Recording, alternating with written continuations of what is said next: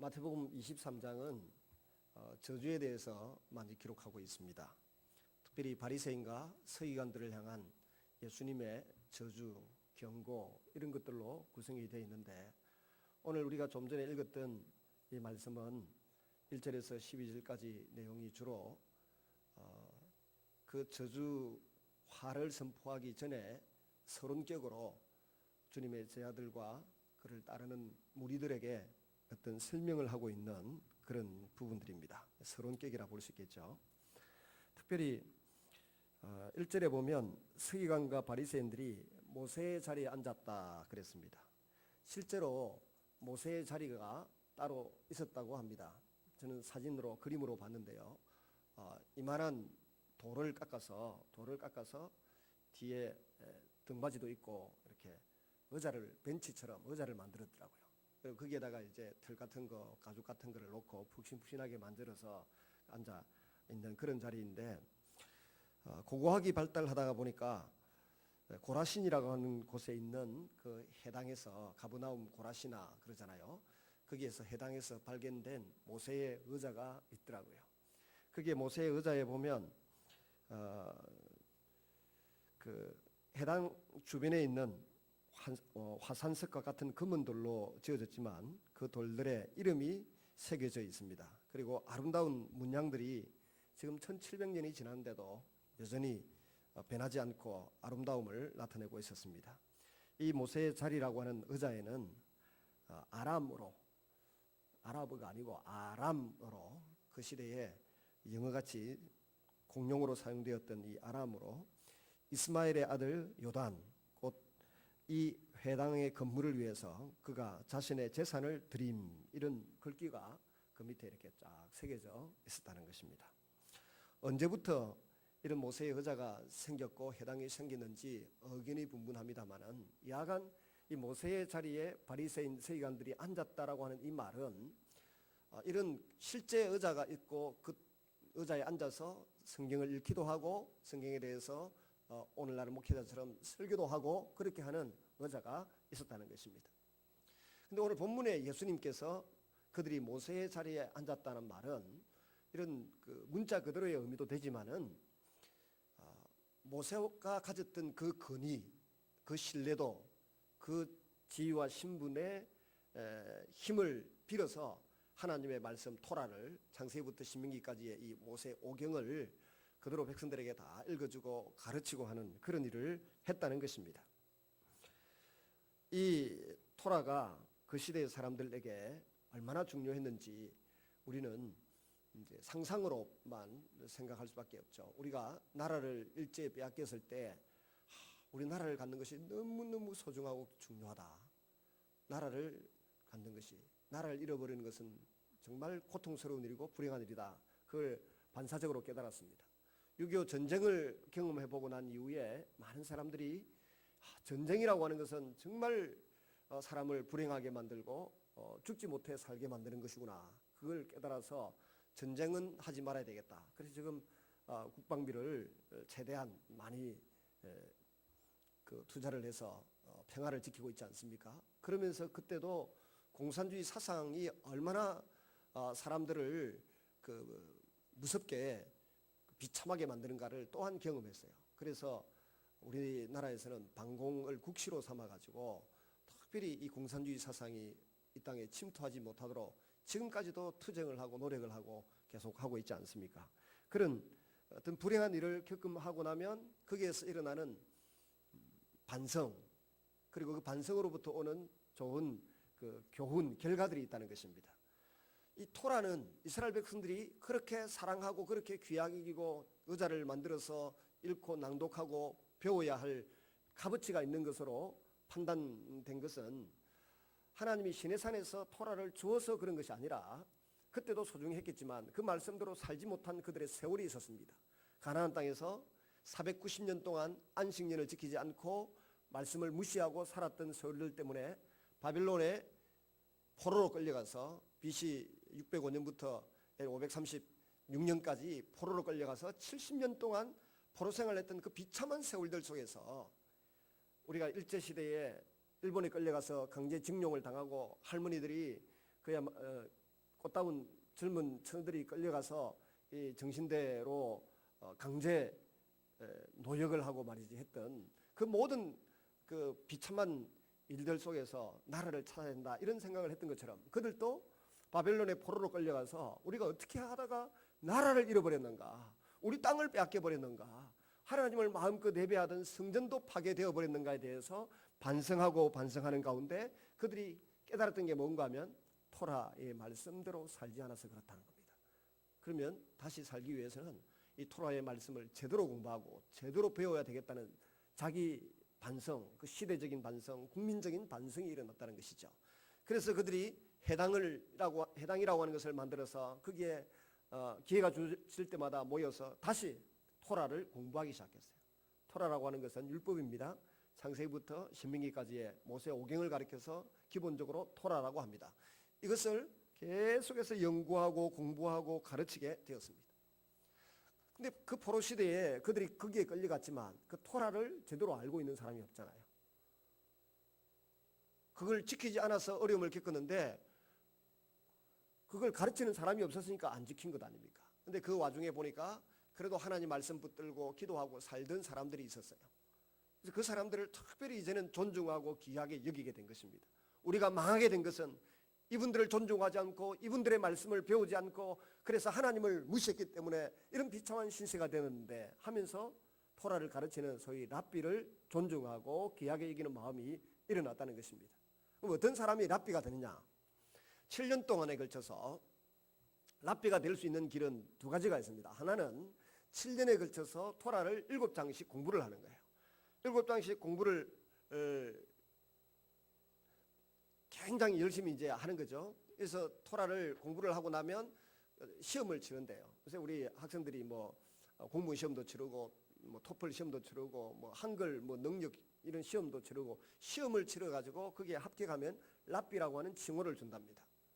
이렇게 해서 랍비가 되는 경우가 있고, 두 번째는 스스로 공부를 했는데 그 말씀을 전하고 하는 내용을 가만히 보니까 굉장히 탁월하다는 거죠.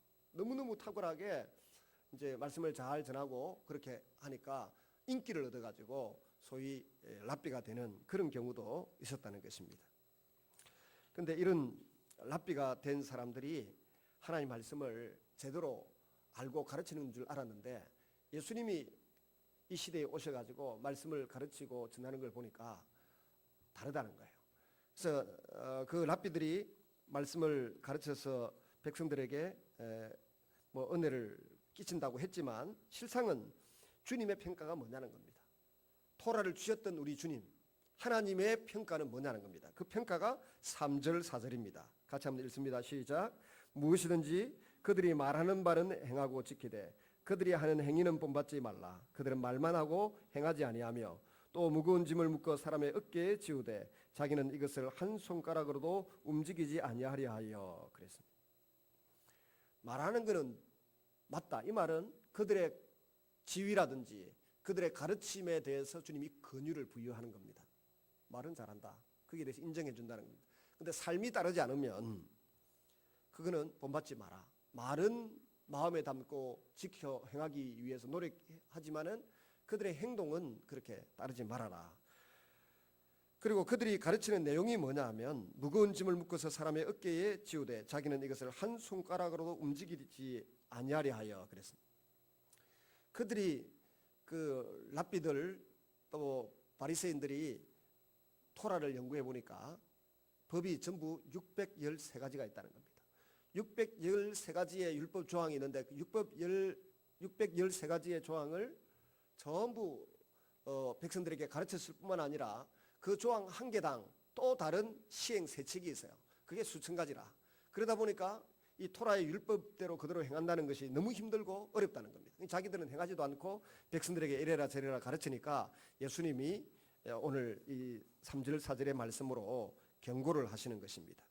저희들의 행위를 사람에게 보이기 위해서 참 애를 많이 쓰는데 그런 행동은 본받지 말라는 겁니다. 이 5절의 말씀에도 의미가 많이 깔려 있죠.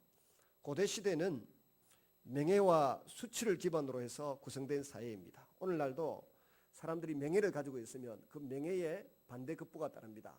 오늘날 교회 안에서 사람들이 뭐 명예를 좀 갖겠다고 조그만 교회 뭐 한 1,000명 되는 교회나 우리 같이 조그만 교회에 모인 사람들이 뭐 명예를 얻겠다고 옳다고 인정받겠다고 박수 받겠다고 하는 그건 정말 어리석은 일이에요. 여기서 명예 얻어봤자 얻는 거 하나도 없어요. 교회 안에서 명예를 얻어봤자 얻는 게 하나도 없어요. 그런데 진정한 명예를 얻으면 사람들이 가지고 와서 그냥 권력도 갖다 맡기고요. 예를 들어 우리나라 국무총리의 자리가 비어 있을 때 그 정말 명예를 갖고 있는 사람들이 추천받잖아요. 그 가서 대통령이 임명해서 국회 통과를 정문회를 통과해서 총리가 되죠. 그런 명예를 말하는 거예요. 또 어떤 경우는 정말 신뢰할 만한 분이라는 명예가 있으면 돈을 갖다가 맡기는 분도 있어요. 뭐 우리 그 어느 목사님한테는 뭐 말할 줄 따다가 900억을 줘가지고 일을 하란다고 해가지고 뭐 그 900억인가 되는 돈 가지고 창원 시내에 지금 뭐 그 목사님이 온갖 장애인 학교도 세우고 뭐 한다고 지금 땅도 사고 하는 그 장면을 보게 되는데 그분은 정말 이 머리로 산 사람이 아니고 뭐 공부를 잘 하시거나 그런 분은 아닌데 마음이 가난한 자를 불쌍히 여기고 사랑하는 마음이 있었어요. 그러니까 그 가난한 마음, 그 사랑하는 마음을 가지고 열심히 살아가다 보니까 어떤 분이 900억이라고 하는 돈을 넘겨주겠다 그러면서 지난번에 우리 뭐 사랑 나누는 음악회인가 할 때 보니까 여기 와서 앉아 계시대 그 목사님. 그런 돈을 받아가지고 학교 땅을 사고 학교를 세우고 했어요. 그 명예예요, 명예. 명예를 얻으려고 하면 그 정도의 명예를 얻어야지. 여기서 도토리 키재기식으로 잘했니 잘못했니 뭐 옳으니 그러니 그건 명예가 아니에요. 그건 자존심 경쟁일 뿐이고 착각일 뿐이지. 고대 시대에 정말 그런 명예를 얻었다고 하면 그렇게 권력도 들어올 수 있고 세상을 변화시킬 수 있는 아니면 큰 영향력을 행사할 수 있는 물질과 영향력이 그 손에 들어올 수 있다는 것입니다. 그래서 이 고대 시대에 사람들이 자기 행위를 사람들에게 나타내 보여서 자꾸 명예를 축적하고 얻으려고 애를 쓰고 노력을 했다는 것입니다. 그런데 당시에 명예라고 하는 것은 정말 가치 있는 개념이었다는 것입니다. 그래서 누구든지 자신의 명예를 얻기 위해서 최선을 다했습니다. 이 명예는 스스로 자기가 달라고 해서 얻어지는 것이 아니라 주변에 있는 사람들이 점점 인정하고 그를 높여주고 격려해 주니까 결국은 명예를 얻게 되는 것입니다. 그럼 어떻게 하면 명예를 얻을 수 있는가? 농부면 농사를 잘 지으면 명예를 얻고요. 어부면 어부로서 고기 잡는 기술을 잘 습득해서 고기를 많이 잡아서 뭐 선을 베풀면 그걸로 명예를 얻는 거예요. 뭐 특별한 어떤 직업에 종사했다고 해서 명예를 얻는 게 아니고 자기에게 주어져 있는 직업에서 최선을 다하는 사람에게 명예가. 시골에 자랄 때 보면 그 목수일을 잘하는 부분은 목수로서의 명예가 있고요. 또 그 농사를 잘 짓는 사람은 농사 짓는 사람으로서의 명예가 있어요. 수박 농사 잘 짓는 사람은 수박 농사 잘 짓는다고 명예가 있어요. 잘 가르치는 선생님은 선생님으로서 특별히 명예가 있어요. 학교 다닐 때도 보니까 뭐 그 수능 시험 치르는데 수학 능력 시험 치르는데 문제 출제하러 가시는 선생님이 있더라고요. 우리 학교 내에도 보니까 제가 이 진흥고등학교 다닐 때 두 분인가 하는 선생님 두 분이 그 수학 능력 시험 치르러 가시더라고요. 그 출제하러 가시더라고요. 그분이 가르치는 내용에 대해서는 학생들이 신뢰하는 거예요. 다른 선생님이 들어갔을 때는 뭐 농땡이도 치고 딴 생각도 하고 만화책도 밑에 넣어가지고 뺐다가 넣었다 해서 하는데 그분이 들어오시면 딱 길을 고추 세우고 듣는 것입니다. 그게 명예예요, 명예. 근데 이런 명예를 얻은 사람은 많은 사람들이 입에 오르내리게 되고 회자되고 주변에서 좋은 직업을 가진 사람이다, 좋은 농부다, 좋은 목수다, 좋은 선생님이다 이렇게 평가가 나오잖아요. 근데 종교인에 관해서는 바리새인, 서기관, 제사장 이 종교인에 관해서는 명예가 차원이 달라야 된다는 것입니다. 예수님께서 지금 그 말씀을 하고 계시는 거예요. 종교인들이 자신이 정말 하나님을 잘 섬기고 있다고 하는 것을 보여주기 위해서 나름대로 노력해야 될 부분이 있었습니다. 그게 뭔가 하면 하나는 옷을 이게 내 기퉁이에다가 길게 달아가지고 길게 이런 걸 소매 끝에 그다음에 옷 밑에 4개 기퉁이에다 길게 달아가지고 손가락보다 더 달아내려서 나는 말씀대로 살려고 노력하는 사람이다. 예수님도 이런 옷을 입었다고 성경에 나와요. 예수님도 옷단술 찢지드가 달린 옷을 입어야 된다, 이런 이야기를 생각을 했고, 또 하나는 예수님이 지적했던 부분에 나오는 것인데, 해당 의기에서 막 손을 높이 들고 하나님 나는 뭐 이래야 한 번 두 번 금식하고 뭐 가난한 자를 압제하지 않았고 11조를 드렸고 막 소리 지르면서 기도하듯이 그런 행동을 해야만 명예를 얻는다고 생각을 했답니다, 그 시대의 사람들이. 그런데 예수님이 오셔서 반전을 일으키셨죠. 그런 기도는 하나님 안 듣는다.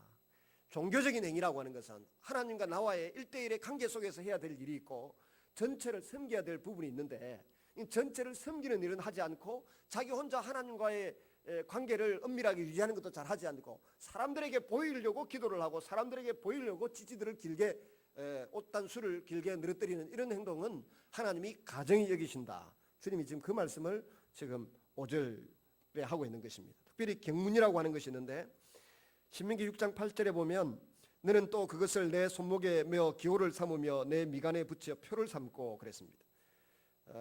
테플린이라고 하는 것이 있는데, 이 신명기 6장 8절을 근거로 해서 이제 가죽으로 만들어진 네모 상자가 있었습니다. 거기에다가 신명기 5장 6장 5절에서부터 8절까지 나오는 이 그 쉐마 이스라엘아 들으라 하는 그 하나님의 말씀을 그 안에 넣어 가지고 이마에도 붙이기도 하고 왼쪽 어깨에다가 매달기도 하고 그랬다는 겁니다.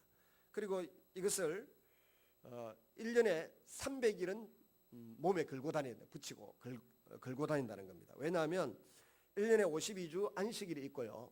그 다음에 절기 13일이 3대 절기를 지키는데 13일이 지나가니까 그걸 빼고 나면 적어도 300일 동안 이마에다가 그 다음에 왼쪽에다가 경문을 차고 다녀야 된다는 것입니다. 그렇게 하면 많은 사람들이 저 사람은 하나님과 연합된 사람이다. 그래서 백성들이 존중하고 귀하게 여겨주고 뭐 그랬다는 겁니다. 이런 마음가짐으로 행동하는 사람들에 대해서 예수님께서 지금 일침을 가하시는 것이죠. 이런 사람들은 주님으로부터 별로 칭찬을 받지 못합니다. 그리고 이 사람들이 하는 행위를 6절 7절에 보면 몇 가지 설명하는데, 잔치의 윗자리와 해당의 높은 자리와 시장에서 문안받는 것과 사람에게 랍비라 칭함받는 것을 좋아하느니라. 잔치의 윗자리라고 하는 것은 그 유대인들에게는 왼쪽에서부터 두 번째 자리가 가장 높은 자리였대요. 주인이 앉는 자리는 왼쪽에서부터 시작해서 세 번째 자리예요.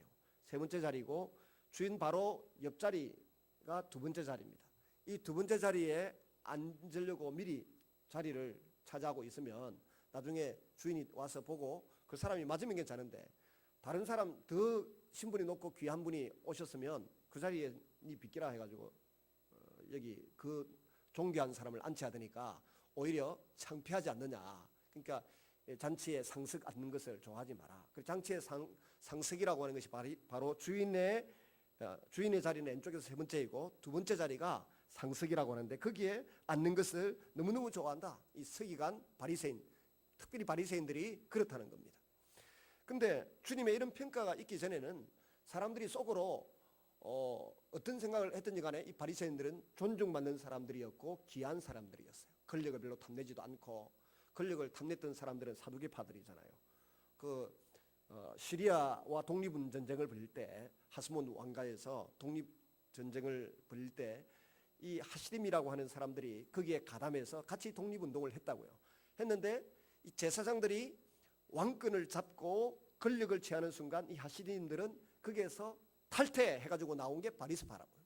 또 에세네파, 세례 요한이 있었다고 하는 에세네파, 바리새파인데, 그러니까 권력과 상관없이 우리는 하나님만 섬기고 경건하게 살겠다고 돌아선 사람들, 이 하시림이라, 이 바리새들. 그러니까 상당히 존경을 받았던 인물들인데, 예수님이 오셔서 보고는 너희들이 겉보기에는 존경을 받는 것처럼 보여도 내가 볼 때에는 이런 것을 탐하는 사람들이다.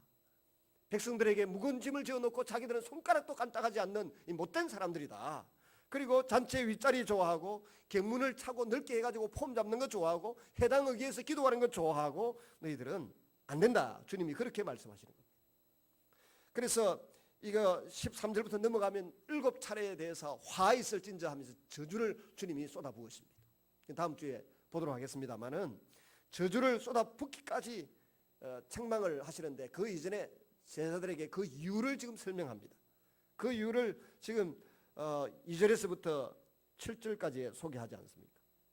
그 다음에 시장에서 문안받는 것과 전에도 한번 말씀드린 적이 있습니다. 유대인들은 아버지와 선생님이 나란히 길을 가고 있으면 아버지에게 먼저 인사하는 것이 아니고 선생님에게 먼저 인사하는 거다. 똑같이 아버지도 짐을 어깨에 짊어지고 선생님도 짐을 어깨에 짊어지고 있으면 누구 짐부터 받아준다고요? 선생님 짐을 받아줘야 한다. 근데 이 사고는, 이 의식은 오늘날 우리 한국 사람들의 정서와도 똑같아요. 요새 아버지 어머니들이 정신이 조금 나가가지고 선생님 알기를 우습게 알지만 이 선생님이 아이의 인생을 살아갈 수 있는 중요한 방법뿐만 아니라 미래까지 인도한, 영혼의 세계까지 인도한다고 하는 믿음이 있기 때문에 랍비들이 짊어지고 있는 짐을 먼저 받아줘라. 아버지는 괜찮다, 선생님 거 받아들이라. 이게 우리의 정서잖아요. 적어도 우리 세대는 그랬습니다. 요즘은 젊은 세대들은 선생 뺨도 때리고 그러더라고. 그래가지고 아이들이 학교 가서 뭘 배워오겠다는 것입니까? 선생님 뺨 때리지 마세요. 그 선생님을 통해서 요새 또 큰일이, 이게 학원에서 가르치는 선생님도 계시고 학교에서 가르치는 선생님 계셔서 누구 편을 들어주기가 좀 그렇습니다만은, 공교육 입장에서 보면 학교의 선생님들이 존중을 받아야 되고 그다음에 보조 역할을 학원에서나 뭐 교인 가해를 하는 선생님들이 받아야 되는데, 지금 우리나라 국민의 의식 구조가 완전히 바뀌어가지고 학교 선생님 신뢰도 50%, 학원 선생님 신뢰도 50% 됐다 그러네요.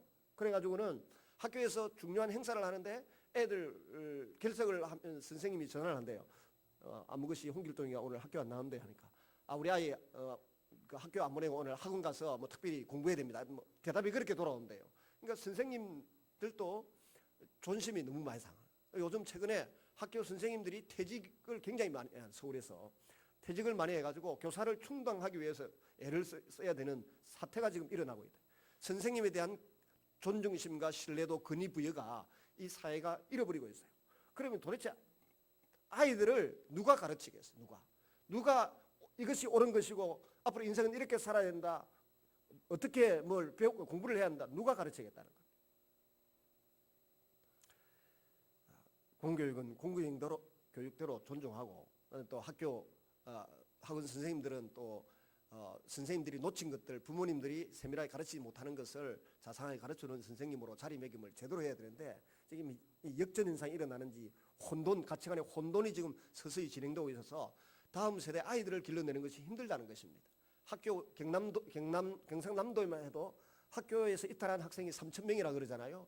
전국적으로 길거리를 떠도는 학생이 20만이라 그러는데, 제가 어제 부산의 무슨 천부장, 우리 요 대동 아파트에 사시더만 또 그 문부장이라고 판사 두 분과 식사를 했는데요. 그 판사들이 하는 이야기가 20만 명의 아이들이 부모님 곁을 떠나가지고 길거리에 노숙을 하고 모텔에 자고 사고를 저지르면서 다니고 있다는 거예요.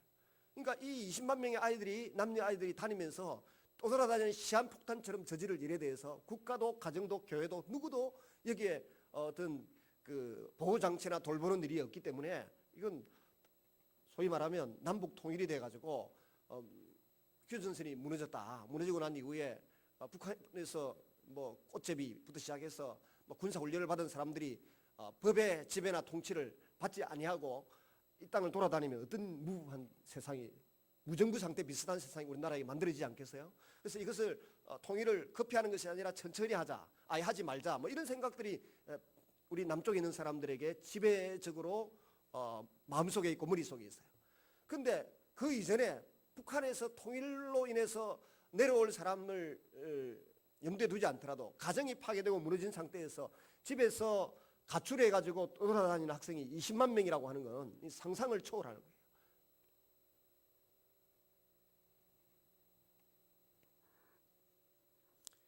이하간 선생님들은 존중받아야 되고 가정의 부모들이 생각을 바꿔야 돼요. 딱 자리매김을 제대로 해가지고 아이들이 학교에 가면 선생님 말씀을 잘 듣도록, 그리고 교육을 잘 받도록, 집에서 또 내가 못하면 또 다른 교회 학생의 수련회 같은 데라도 보내고 말이지, 교회 예배라도 제대로 참석시켜서 말씀으로 잘 양육받고 배울 수 있도록 그렇게 조치해야 될 줄로 믿습니다. 그런 말에는 아멘 안 해도 됩니다. 누구는 아멘 하는데. 여러분, 예수님이 이런 부분에 대해서 지적을 딱 합니다. 5절에 보니까 옷수를 길게 하고 이렇게 되어 있잖아요. 이것도 아까 찌찌들을 길게 늘어뜨린다는 것입니다. 그리고 랍비라 칭함을 받는 것을 좋아하느니라. 그런데 예수님이 거기에 대해서 이제 반론을 일으키죠. 8절부터 12절까지의 내용이 이제 우리와 관련해서 우리도 이 주님이 바리새인들을 책망하는 것을 보면서 우리 자신들도 우리를 돌아봐야 되겠다, 그런 생각을 합니다. 8절 한번 보시죠. 시작. 그러나 너희는 랍비라 칭함을 받지 말라. 너희 선생은 하나요 너희는 다 행전이라. 랍비라고 하는 것이 그렇게 7년간의 공부를 해서 시험 치러가지고 합격하는 랍비, 성경을 잘 가르치고 이해해서 가르치면서 랍비라고 존칭을 받는데 그걸 별로 좋아하지 말라는 겁니다.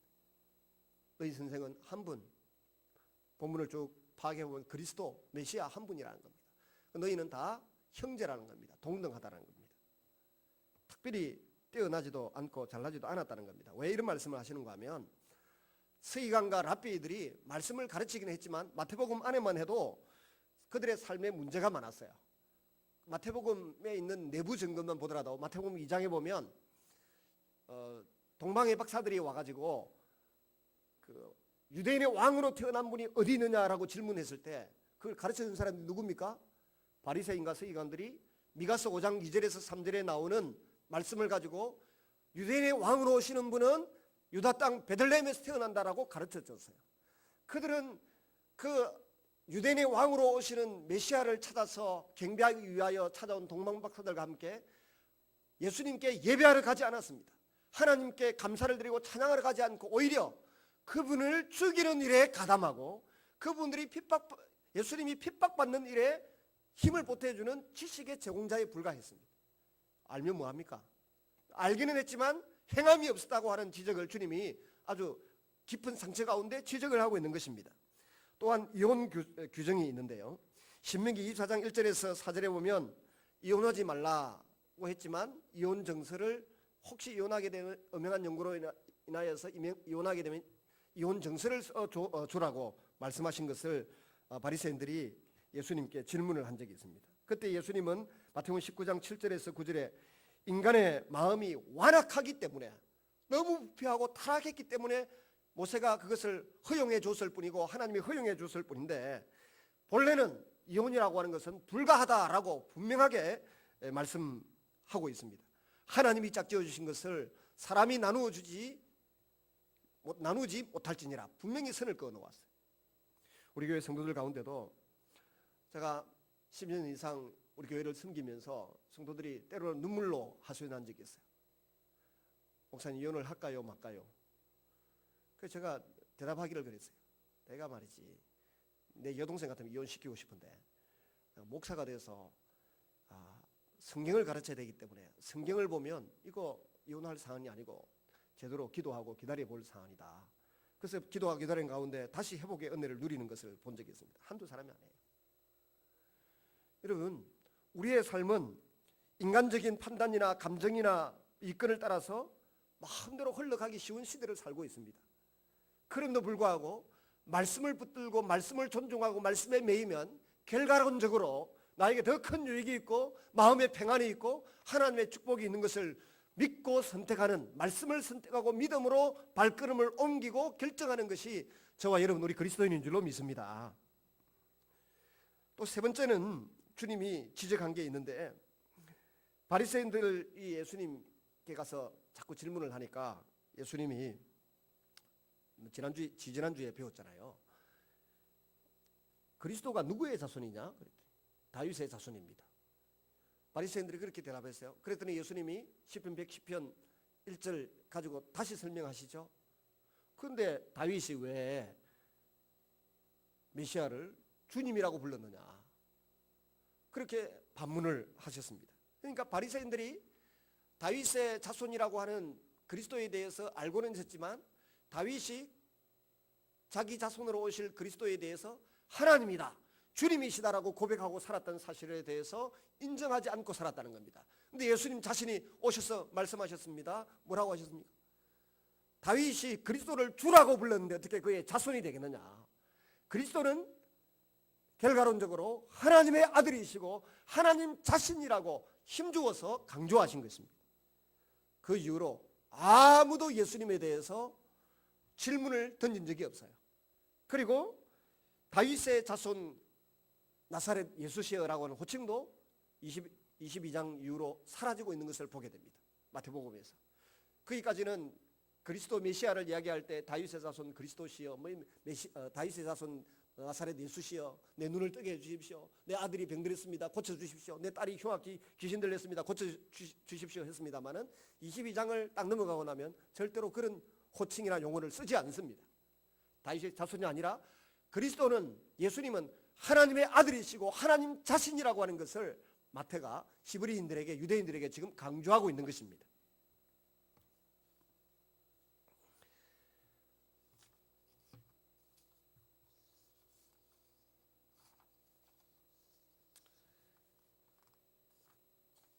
탈무드는 여기 9절에 보면, 8절에 보면 너희 선생은 하나요? 너희는 다 형제니라. 땅에 있는 자를 아버지라 하지 말라.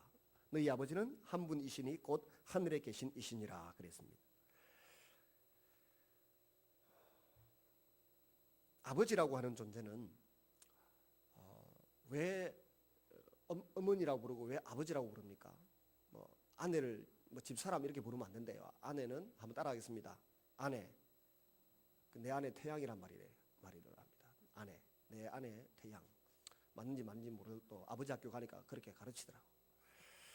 그 다음에 아버지라고 하는 말은 나를 이 땅에 존재케 하신 분이고 보호자라는 거죠. 그 남자에게서 한 3개월 전에 만들어진 그 아이의 씨가 3개월이 지나고 난 이후에 딱 정해져 있는, 여성은 태어날 때부터 그 난자의 숫자가 정해져 있대요.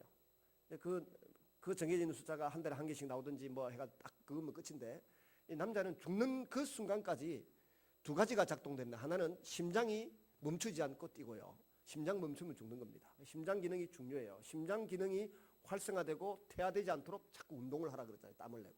그 다음에 하나가 코 안에서 이 정자가 끊임없이 만들어지는데 3개월 전에 만들어진 정자가 자기 아내의 몸으로 3개월 뒤에 들어간다는 겁니다.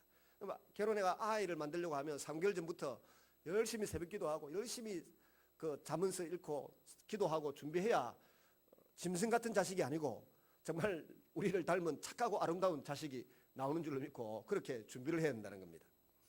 그런데 결국 아버지라고 하는 존재는 나를 이 땅에 있게 하신 존재예요. 그리고 우리 자녀들이, 우리가 또 제대로 자립해서 하나님 앞에 또 이 세상에서 당당한 걸음을 걸어갈 수 있도록 잘 양육하고 길러주는 존재가 아버지라는 거예요. 그런데 예수님이 하시는 말씀이 아무도 아버지라고 칭함받기를 좋아하지 말라는 겁니다. 무슨 말이에요? 아버지라고 하는 분이 해줄 수 있는 역할이라든지 능력의 한계가 있어요. 그러니까 진짜 우리를 하나님 보시기에 귀한 존재로 만들어 주시는 분은 누구라고요? 하나님 아버지 외에는 없다는 겁니다. 어려서부터 어떻게 하든지 신앙교육을 잘 시켜가지고 하나님 아버지를 의지하고 살 수 있는 사람으로 만들어서 군대도 보내고 국제 유학도 보내고 외국에도 보내나와야 되지, 내가 아버지이기 때문에 네 인생은 내가 책임진다, 택도 없는 소리 하지 말라는 겁니다. 주님의 말씀은 그런 의미입니다. 우리의 아버지가 하나님 아버지이시기 때문에 하나님이 내가 어디를 가든지 무엇을 하든지 또 어떤 일을 계획하고 꿈을 꾸든지 간에 이 하나님 아버지께 기도드리고 아버지의 공급하시는 힘과 아버지가 붙여주시는 사람과 능력으로 이 일을 감당해 가라는 의미에 있어서 육신의 아버지들이 내가 아버지라고 하는 거 폼 잡고 그렇게 하지 말라는 겁니다. 그러면 반대로 사도 바울이나 베드로는 디모데를 내 믿음의 아들이라 그랬고, 베드로는 누구를요? 마가를 내 믿음의 아들이라 그랬어요. 또 고린도전서에 보면 사도 바울은 고린도 교회 편지를 써보내면서 내가 아비의 마음을 가지고 너희들에게 목회를 하고 목양을 했는데 이 아비의 마음을 가진 내 심정을 이해해 줬으면 좋겠다, 이런 말씀을 하고 있어요.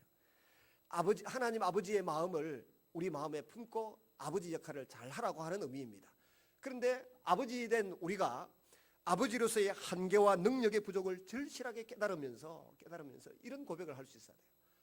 내가 아버지로서 도와줄 수 있는 게 한계가 있고 부족하기 때문에 너는 하나님 아버지께 기도하고 하나님 아버지께 받아서 살아라.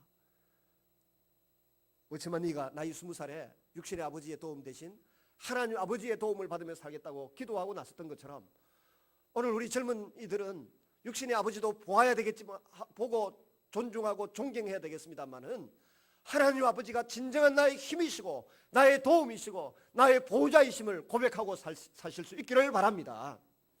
그리고 여러분들이 아버지가 되었으면 내 자녀들이 빨리 하나님 아버지를 내 아버지로 모실 수 있도록 가르칠 의무와 책임이 있다고 하는 것을 기억하셔야 돼요.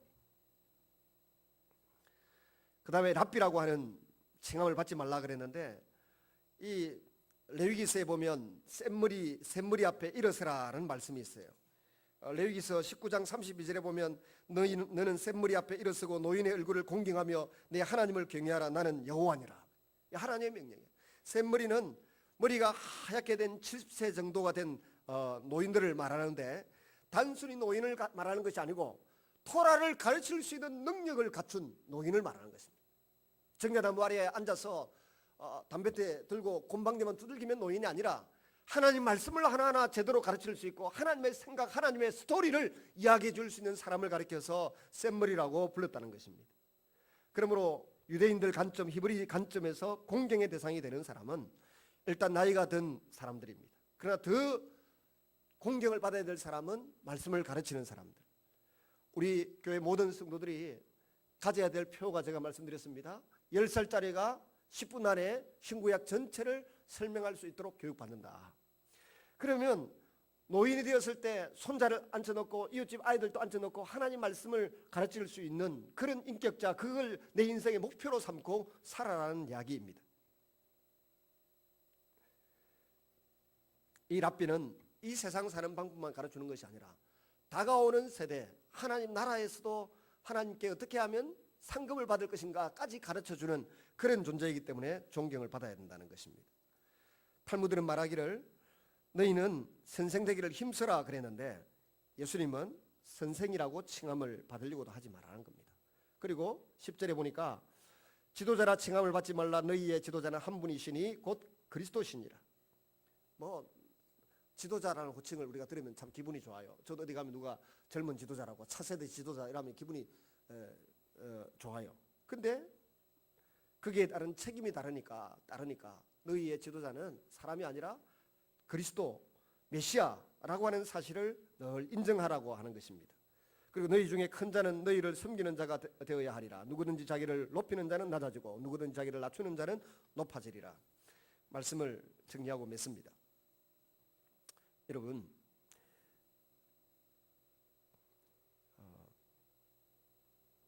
우리 신앙생활의 첫 번째 목적은 믿음의 결국 곧 영혼의 구원을 얻는 것입니다. 하나님 나라에 들어가는 것입니다. 두 번째는 하나님의 형상을 회복하는 것입니다. 아담과 하와가 타락하기 이전에 하나님의 형상을 따라 지음을 받았고 그 형상이 사람에게 있었습니다. 그럼 그 형상이 뭐냐는 것입니다. 옛날에 자연적인 속성, 도덕적인 속성 그렇게 가르쳐요. 의, 사랑, 진실, 신뢰 이런 거였어요. 근데 계속 시대를 두고 2000년 동안 이 하나님의 형상에 대해서 공부를 쭉 해보니까 내린 결론이 뭔가 하면 하나님의 형상 가운데 최고봉은 누구냐? 가장 하나님의 형상을 많이 닮은 분이 누구냐는 겁니다. 한번 따라하겠습니다. 예수 그리스도. 그래서 성경을 보면 베드로후서 제일 마지막 3장 제일 마지막 절에도 보면 그리스도의 장성한 분량에까지 이르러야 한다. 예수 그리스도의 형상을 닮아가야 된다. 그리스도에게까지 범사에 자라가야 된다. 이런 표현이 나와요. 그러니까 신앙생활의 첫 번째 목적은 죄를 회개하고 예수 믿고 천국 가는 거고 두 번째는 예수님을 닮는 것, 하나님의 형상을 회복하는 것, 같은 말이에요. 하나님의 형상을 회복한다, 예수님을 닮는다 이 말인데 오늘 우리의 지도자는 그리스도 즉 예수님이에요. 도대체 예수님은 어떤 분이기에 그런가? 하나님의 형상을 어떻게 회복했는가? 첫째는 세 가지로 정리할 수 있는데 첫째는 하나님의 관계가 온전하셨던 분, 하나님과의 관계가 온전하셨던 분. 두 번째는 사람과의 관계가 온전하셨던 분. 세 번째는 이 자연 세계와 관계가 온전해졌던 것으로 예수님의 하나님의 형상을 온전히 이룬 모습을 설명할 수 있어요. 하나님의 형상이라고 하는 것이 뭐 의, 뭐 사랑, 지식, 진리 뭐 이렇게 우리 계획주의 신학에서 정리해 왔습니다. 근데 요즘 제가 지난 주간에 공부했던 내용이 이제 삼일체 하나님의 형상으로서의 교회 그런 건데 그걸 공부를 하면서 내린 결론이 뭔가 하면 종전에 가르쳐 주었던 것을 없다고 하거나 무시할 수도 없어요. 그것도 존중해야 되지만 예수님이 보여주었던 하나님의 형상으로서의 아름다운 모습이 뭐였는가? 하나님과 관계가 너무나 분명했다는 것입니다. 아버지의 마음에 있는 대로 행했고 아버지의 마음에 있는 대로 말씀을 전하고 살았습니다. 그리고 하나님 아버지가 사람들을 사랑하고 섬기듯이 예수님 자신이 큰 자로서 이 땅에 오셔서 낮고 낮은 이 땅에서 사람들을 섬기며 사셨습니다. 내가 온 것은 섬김을 받으려 함이 아니라 다른 사람을 섬기려고 하고 자기 목숨을 다른 사람을 위하여 내어주려 왔다. 다른 사람을 섬기기 위해서 힘쓰고 애썼습니다. 그래서 오늘 주님 말씀하십니다. 지도자라 칭함을 받지 말고 아버지라고도 그렇게 칭함 받으려고 하지 말고 랍비라고 칭함 받으면서 존중받으려고 하지 말고 그리스도 그분처럼 하라는 겁니다. 그분처럼 큰 자로서 작은 자를 약한 자를 섬기는 삶을 살아라. 그리고 이 자연 세상을 향해서도 오늘날 얼마나 많은 자연이 황폐화되고 파괴됩니까? 이 자연을 향해서도 하나님의 시각으로 자연을 바라보고 존중하고 잘 관리하고 다스릴 수 있어야 된다. 뭐 이런 측면의 말씀을 하고 있습니다. 오늘 주님이 11절 12절에 결론을 내리시는데 같이 한번 읽습니다. 시작. 너희 중에 큰 자는 너희를 섬기는 자가 되어야 하리라. 누구든지 자기를 높이는 자는 낮아지고 누구든지 자기를 낮추는 자는 높아지리라. 여기 스스로 크다, 하나님의 말씀을 많이 한다, 하나님으로부터 받은 것이 많다, 나는 존중을 받을 만하다라고 생각되는 사람은 오히려 내게 있는 그 부유함과 풍요로움을 가지고 가지지 못한 사람을 위하여 베풀고 섬기면 좋다는 것입니다. 그런 사람에게 하나님이 준비해 놓으신 칭찬과 상급이 또 있다는 이야기입니다. 그런데 만약에 자기를 높이는 사람은 낮아지고 자기를 낮추는 사람은 장차 높아지는 일이 있을 것이라는 겁니다. 이건 영혼의 관점에서 하나님의 시각에서 하나님의 저울에 따라서 주님이 이렇게 약속하시고 이렇게 선언하시니까 우리가 그 말씀을 받아들여야 될 줄로 믿습니다. 예수 믿으면 천당 간다. 주님의 십자가 보혈이 내 죄를 용서했다라고 믿는 것 못지않게 바로 누구든지 자기를 높이는 자는 낮아지고 누구든지 자기를 낮추는 자는 높아지리라. 랍비와 바리새인들이 자기를 높이려고 했지만 주님 보실 때는 아무것도 아닌 것처럼 폄하될 수밖에 없고 판정이 별로 호의적이지 않아요. 그런 것처럼 그렇게 되지 않도록 주의하라는 것입니다.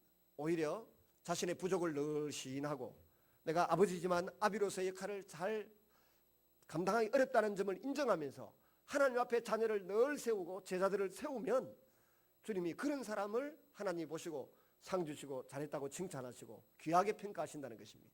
우리 인간이 가지고 있는 한계는 랍비든지 아버지든지 지도자든지 스승이든지 명백하게 있다는 것입니다. 그 명백하게 있는 그 한계를 인정을 하고 하나님 앞에 서도록 훈련하고 자신을 세워야 한다는 것입니다. 어제도 제가 그분들하고 식사하면서 그런 이야기를 했어요. 20만 명의 거리를 돌아다니는 시한폭탄 같은 아이들에 대한 이야기를 하면서 참 머리가 아프더라고. 이야기를 들으니까 제 마음에. 제가 나이가 53인데 머리가 아파요. 나 자신을 내가 말을 어떤 장소에 걸맞게 어떤 사람을 대할 때 태도를 취할 때 그런 마음가짐 하나하나 잘 관리하고 나가는 것이 참 힘이 들고 어려워요. 아직도 아내가 옆에서 잔소리하면서 도와주고 또 교회 어른들이 한마디씩 조언을 해줘서 또 도와주고 그렇게 하지만 나 자신을 바르게 세우는 게 너무너무 힘들고 어려워요. 나이 70이 되고 80이 되어도 마찬가지입니다. 어렵습니다. 근데 그 부모의 품에서 윤리를 배우고 도덕을 배우고 세상 사는 법을 배워야 할 아이들이 10대 아이들이 길거리를 그렇게 떠들고 배회하고 있다고 하면 그 아이들이 짐승과 나중에 다를 바가 뭐가 있습니까? 그러니까 짐승들이 20만 명이 밤거리를 쏘아다니고 있다고 보면 되는 거예요. 거기에서 우리 아이들을 지키기 위해서 사람들이 애를 쓰고 노력을 하고 있는 거예요. 이 사태 속에 우리가 해야 될 많은 기도의 제목 중에 하나는 뭐 북한을 위해서도 기도하고 뭐 우리 자녀들을 위해서도 기도하고 선교를 위해서도 기도해야 되지만 이 아이들을 위해서도 기도하고 이 사회가 국가가 또 사회가 교회가 돌볼 수 있는 장치를 해야 되겠다. 그 판사 두 분은 하는 이야기가, 저는 그분들이 나오는지도 모르고 누가 식사하자 해서 갔더니 와 있더라고요. 아무 예산이 없어서 그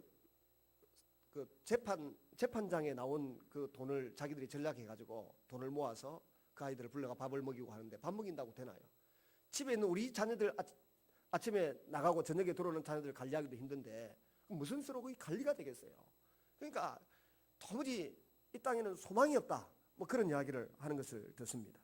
이 아이들을 위해서도 기도하고, 교회들이 마음과 생각을 모두어서 하나님 앞에 영혼을 구원하는 일이 제일 우선순위지만 이 세상을 좀 밝게 만들고 아름답게 만드는 일에도 우리가 관심을 가지고 기도해야 될 줄로 믿습니다. 그 일을 위해서는 우리가 하나님 앞에 먼저 서야 되겠습니다. 우리가 하나님 앞에 제대로 된 아버지가 되고 제대로 된 지도자가 되고 스승이 되어서 섬기는 자로 남은 생을 살 수 있는 그런 그리스도인들이 다 되시기를 주님의 이름으로 부탁을 드립니다. 같이 한번 기도하겠습니다.